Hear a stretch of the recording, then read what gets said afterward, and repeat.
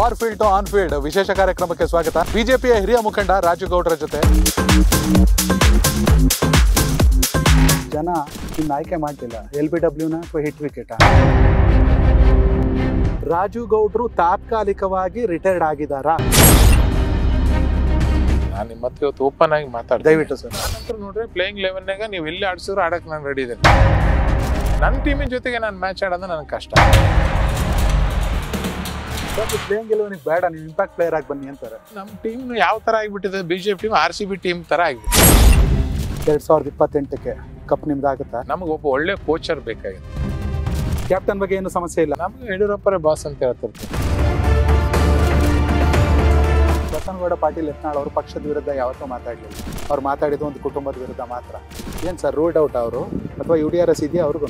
But Yediyurappa Saheb problem ಇಲ್ಲಿ ಏನಾಗ್ತದೆ ಅಂತ, ವಿಜೇಂದ್ರ ಅವರೇ ಅಧ್ಯಕ್ಷ, ಇದಕ್ಕೋಸ್ಕರ ಅವ್ರು ನೇರವಾಗಿ ಯಾರಿಗೂ ಹೇಳಲಾರ್ದಂಥ ಪರಿಸ್ಥಿತಿ ಇದೆ. ವಿಜೇಂದ್ರ ರಾಜ್ಯಾಧ್ಯಕ್ಷರಾಗಕ್ಕೆ ಮುಂಚೆ ಇರೋ ಬೈ ಎಲೆಕ್ಷನ್ಗಳನ್ನೆಲ್ಲ ಮುಗಿಸ್ಕೊ ಬಂದ್ರು. ರಾಜ್ಯಾಧ್ಯಕ್ಷರಾದ್ಮೇಲೆ 4 ಕ್ಷೇತ್ರ ಸೋತ್ಬಿಟ್ರು. ನೋಡ್ರಿ, ರಾಜು ಗೌಡರು ಅನಿವಾರ್ಯ ಅಲ್ಲ, ವಿಜೇಂದ್ರ ಅನಿವಾರ್ಯ ಅಲ್ಲ. JDS ಅನಿವಾರ್ಯನಾ? JDS BJP ಅನಿವಾರ್ಯನಾ?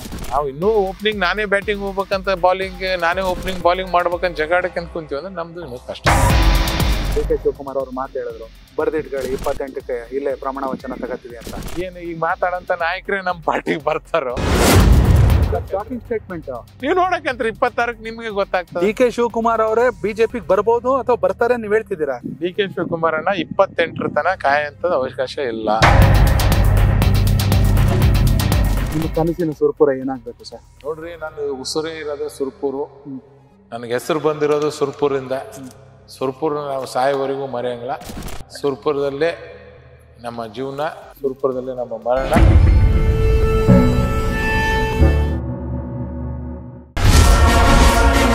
Connect Karnataka, ಇದು ನಿಮ್ಮ ನೆಟ್ವರ್ಕ್.